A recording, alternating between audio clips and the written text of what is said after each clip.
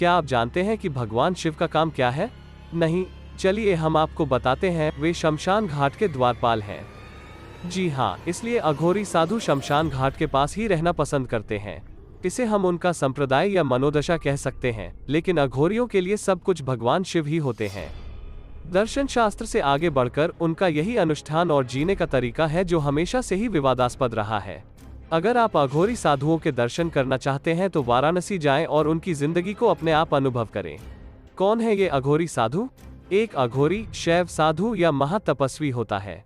वे बिल्कुल ही अलग रास्ते को चुनते हैं जिसमें अजीब तरह की परंपराएं शामिल होती हैं। यहाँ तक कि उनसे एक डरावनी बात भी जुड़ी है कि उनके पास अलौकिक शक्तियाँ होती हैं और वे काला जादू भी करते हैं। सबसे ज्यादा उनको दुनिया की नजरों में लाता है उनका नरभक्षी होना। वे खाने में इंसानों की लाश, मरे हुए इंसान के मांस का सेवन करते हैं, खोपड़ी को बर्तन की तरह इस्तेमाल कर उसमें पेय पदार्थ का सेवन करते हैं, शमशान घाट पर ही ध्यान मग्न होते हैं, चरस गांजों का सेवन करते हैं आदि। हालांकि अघोरी बनना इतना आसान नहीं होता। उन्हें एक अघोरी गुरु के शरण में रहकर 12 साल तक की कठिन तपस्या करनी पड़ती है और मुश्किल से मुश्किल अनुष्ठानों का पालन करना होता है इस संप्रदाय में सम्मिलित होने के लिए।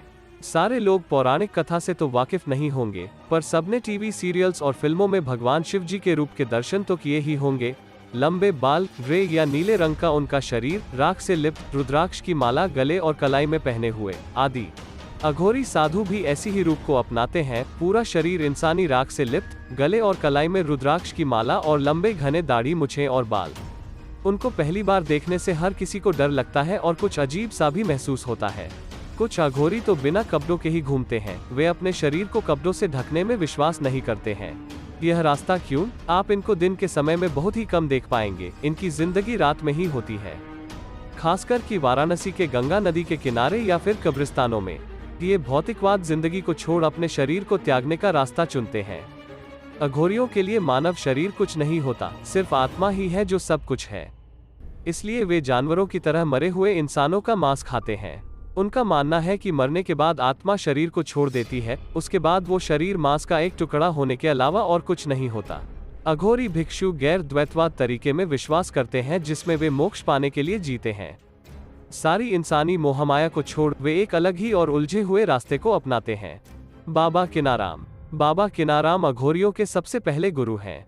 ज्यादातर अघोरी साधु उनके ही दर्शन शास्त्र को अपनाते हैं। वाराणसी में उनको समर्पित एक आश्रम और एक मंदिर भी स्थापित है।